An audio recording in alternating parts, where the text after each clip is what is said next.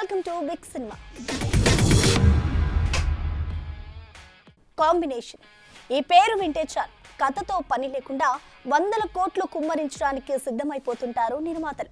కానీ మరికొందరు మాత్రం కాంబోతో పాటు కథపై కూడా కాన్సన్ట్రేట్ చేస్తూ వరుస హిట్స్ కొడుతుంటారు. అలాంటి వారిలో మొదటి వరుసలో నిలుస్తాడు ఈ స్టార్ ప్రొడ్యూసర్. అయితే విచిత్రంగా తాము చేసే బయో సినిమాలో మాత్రం ఆ స్టార్ హీరోని కావాలని ఆశపడడం ఇక్కడ విశేషం. చిన్న పెద్ద అనే తేడా లేకుండా అన్ని రకాల సినిమాలను తీసి తనదైన ప్రమోషన్స్తో హిట్స్ కొడుతుంటాడు నిర్మాత నాగవంశీ. ఈ బ్యానర్లో ఒక్క సినిమా అయినా చేయాలని చాలా మంది ఎదురు చూస్తుంటారు కూడా. ఇక ప్రస్తుతం మ్యాడ్ స్క్వేర్ తో ఆడియన్స్ ముందుకు రాబోతున్న నాగవంశీ తన మనసులోని మాటని ఇలా బయటపెట్టాడు. తాజాగా మ్యాడ్ స్క్వేర్ ప్రమోషన్స్ లో భాగంగా చేసిన ఇంటర్వ్యూలో హీరో సంగీత శోభన్ మాట్లాడుతూ సితారా 50వ సినిమాకు దగ్గరలో ఉంది కదా, పవన్ కళ్యాణ్ జూనియర్ ఎన్టీఆర్ ఈ ఇద్దరిలో 50వ మూవీ తీయాల్సి వస్తే ఎవరిని ఎంచుకుంటారని అడగ్గా నాగవంశీ తన మనసులోని మాటని ఇలా బయటపెట్టేశాడు. పవన్ కళ్యాణ్ ప్రస్తుతం రాజకీయాల్లో ఉన్నందున ఇకపై రాష్ట్రానికి దేశానికి ఏం చేస్తారు, ఇంకా పెద్ద పొజిషన్లకు ఎప్పుడు వెళ్తారు అని కోరుకోవాలి, కానీ తమతో సినిమా చేయాలని ఆశపడకూడదని, అలా చాయిస్ పెట్టుకుంటే మాత్రం తను తారక్కే ప్రిఫరెన్స్ ఇస్తానంటూ ఓపెన్ అయిపోయాడు ఈ స్టార్ ప్రొడ్యూసర్. వాస్తవానికి పవన్ కూడా రాజకీయాల్లో బిజీ అయిపోయి ప్రస్తుతం కమిట్ అయిన సినిమాలకు కూడా డేట్స్ ఇవ్వని పరిస్థితి. అలాంటప్పుడు కొత్త కమిట్మెంట్ అంటే జరగని పని. పైగా డిప్యూటీ సీఎంతో పాటు జనసేనని మరింత బలోపేతం చేసే బాధ్యతతో ఉన్నారు. సో సితారా ప్రెస్టీజియస్ మూవీకి పవన్ కళ్యాణ్ కన్నా జూనియర్ ఎన్టీఆర్ఏ బెటర్ చాయిస్ అని, బెస్ట్ చాయిస్ అని చెప్పక తప్పదు. కానీ పవన్ కళ్యాణ్ ప్లేస్ లో వేరే స్టార్ పేరు చెప్తే మాత్రం నాగవంశీ ఎవరికి ఓటేస్తాడన్నది ఆసక్తికరం. పద్మిని సినిమాస్ బ్యానర్ పై బి శివప్రసాద్ నిర్మిస్తున్న సినిమా మాతృ. జాన్ జక్కీ దర్శకత్వంలో శ్రీరామ్, నందిని రాయ్, సుగి విజయ్, రూపాలి భూషణ్ కీలక పాత్రలో నటిస్తున్న ఈ సినిమా త్వరలో విడుదలకి సిద్ధమవుతున్న సందర్భంగా పాటలు విడుదల చేసింది మూవీ టీమ్. ఈ కార్యక్రమం ప్రముఖ లిరిసిస్ట్ చంద్రబోస్ చేతుల మీదుగా జరగడం విశేషం.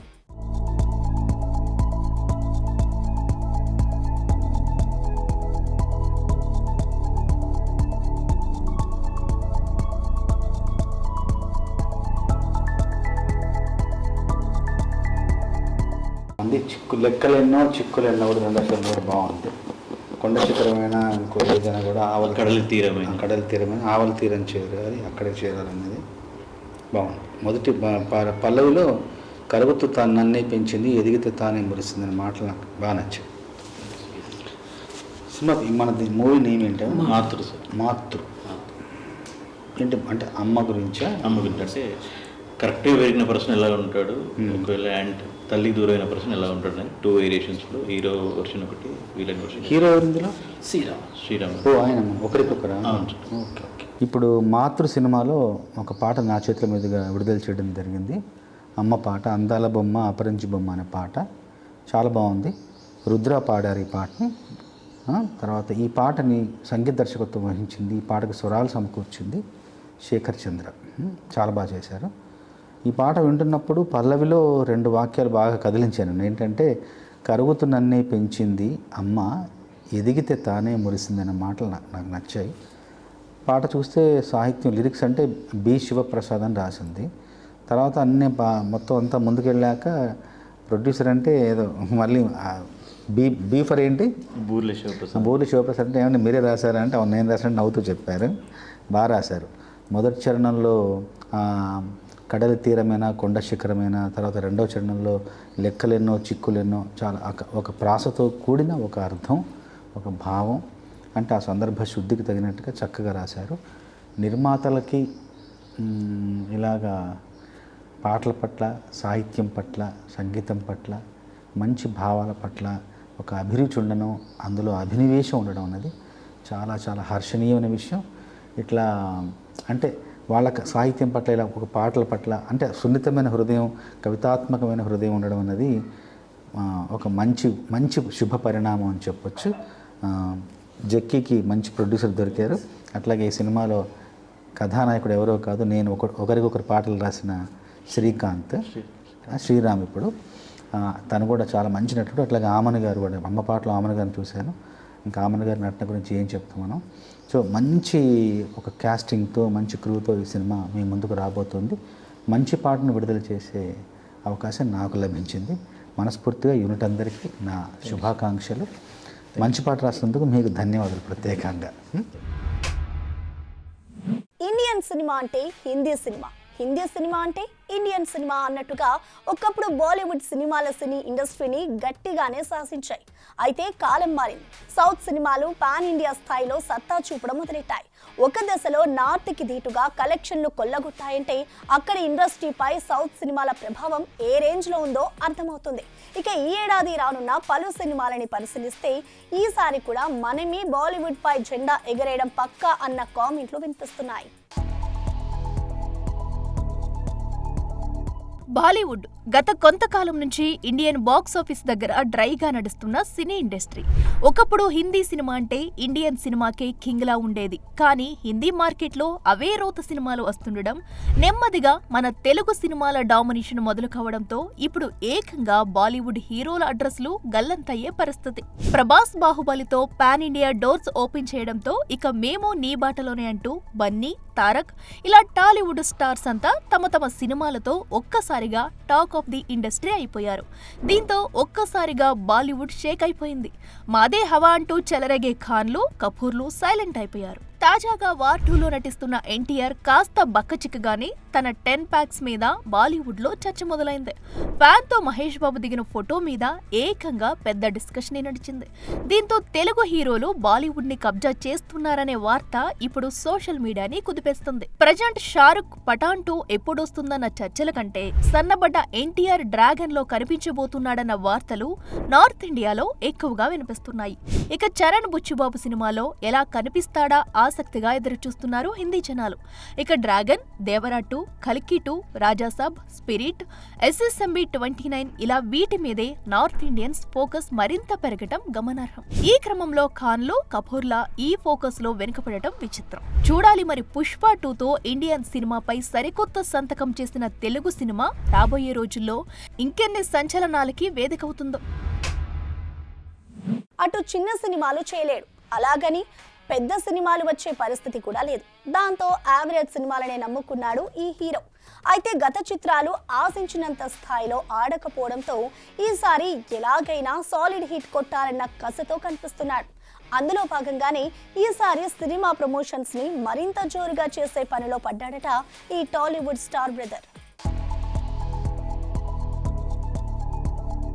గుమ్మడికాయంత టాలెంట్తో పాటు ఆవగించే అదృష్టం ఉండాలి అంటారు పెద్దలు. సత్తా ఎంతున్నా సరైన అవకాశం రాకపోతే స్టార్ డమ్ కష్టమని ఇండస్ట్రీ ఎన్నోసార్లు నిరూపించింది కూడా. ప్రస్తుతం కళ్యాణ్ రామ్ విషయంలోనూ ఈ సామెత కరెక్ట్ గా సరిపోతుందని చెప్పాలి. ఒక సినిమాకి ఎన్ని ఎఫర్ట్స్ పెట్టాలో అన్నీ పెట్టి తన వంతు కృషి చేస్తుంటాడు ఈ నందమూరి హీరో. అయితే కథల ఎంపికలో లోపమో లేక ఎంచుకునే డైరెక్టర్ల తప్పదమో కానీ ఒక హిట్ దక్కితే 4 ఫ్లాపులు ఎదురయ్యే పరిస్థితి. పటాస్తో సక్సెస్ ట్రాక్ ఎక్కాడనుకునే లోపు షేర్, ఇజం, ఎమ్మెల్యే అంటూ వరుస ఫ్లాపులు పలకరించడం, మళ్లీ బింబిసారాతో విజయం ఎదురైతే అమిగోస్, డెవిల్ వంటి డిజాస్టర్స్ ఫేస్ చేయడం. దీంతో ఇక ఇలా కాదంటూ ఇప్పుడు చేస్తున్న అర్జున్ సన్ ఆఫ్ వైజయంతి అనే సినిమాపై గట్టిగానే కాన్సన్ట్రేట్ చేస్తున్నాడు. అందులో భాగంగానే ఈ సినిమా ప్రీ రిలీజ్ కి ఏకంగా తమ్ముడు తారక్ ని దించే పనిలో పడ్డాడట ఈ అన్న Kalyan Ram.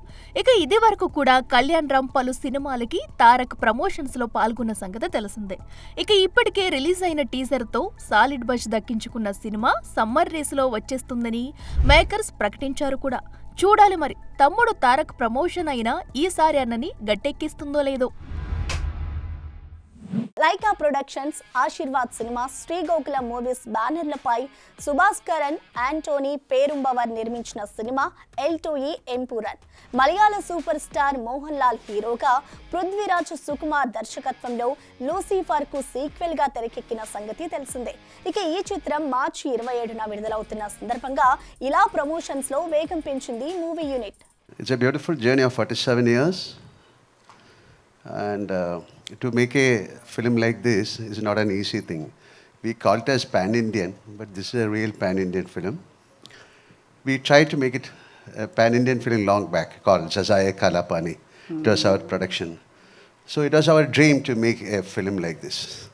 And finally Prithviraj Thank you, Prati, for making a wonderful. It's a magic. This is not a film. Actually, this is our sweat and blood. And we have come out with a trilogy, and we started with Lucifer, and this is Empuran, and we'll come out with another film. And I don't want to speak more about this film because I think our film will speak to you. Directing a film is never easy. I'm not going to lie. It's not easy. It's a lot of work. It's a lot of decision making. It's constant, thought process on putting together a giant film, especially when you're doing something like this. But when we got together and decided that we are going to follow the huge success of Lucifer with a second part to what has always been conceived as a trilogy by Mr. Murali Gopi, the writer sitting here, I knew deep down that for the second part of the franchise, the ideation and the conception that I had in mind is going to be extremely challenging to pull off as just a Malayalam film. Because the scale at which we have attempted this and the canvas against which the story needs to be told is really the deep end of the waters for our industry. We have not tried to do something like this before. So there is nothing for us to fall back on. Very much like Sazai Kalapani, like Sir did so many years ago. We really didn't have a precedent to look upon and learn what could go wrong or what is the right way to do it. We didn't know. I remember 2022, I think, I flew to Sir's office in Dubai, and that's where I gave him my first narration of this film, of Empuran. Sitting here, I can't think of any other emotion than gratitude. Being part of a good film is any day a pleasure, but when it is this film, a film with such grandeur, such style, such anticipation, it's a whole different level of excitement is happening inside me. I just have to thank Mr. Prithviraj and Mr. Murali for trusting me with Priyadarshini, and of course Shri Anthony and Shri Gopalan sir and the wonderful cast and crew for making this film look like what you're seeing it now. And I really hope everyone loves the film while watching it, and it's going to be a great experience watching this film in theaters. So views చూసారు కదా, ఇది ఇవాల్టి big cinema movie updates. మరో ఎపిసోడ్లో మళ్ళీ కలుద్దాం. Until then keep watching big TV.